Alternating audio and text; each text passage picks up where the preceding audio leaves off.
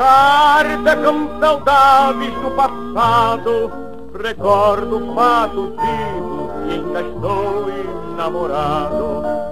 Embora o meu romance terminasse tristemente, guardei a tua imagem na retina docemente.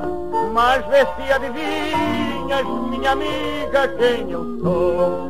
Eu sou aquele louco que uma noite te deixou e que ao separar-me de teu beijo que bendito, disseste com desdém: escuta bem o que te digo. O sonho de uma noite se me faz como a fumaça, não passas de um brinquedo, de um capricho meu, Chalaça.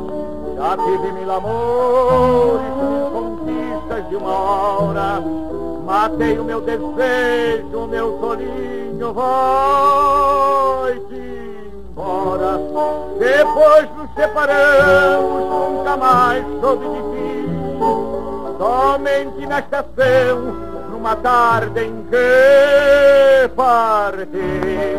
Um lenço me acenava traduzindo teu adeus, e eu vi, querida amiga, cheios d'água os olhos teus.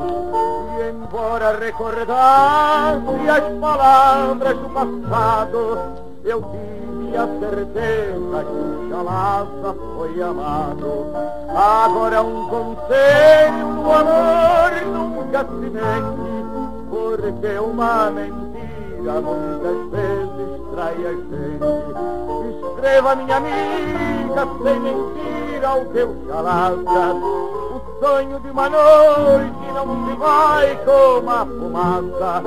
Mataste o teu desejo, mas fiquei em tua mente, porque naquela noite nos amamos.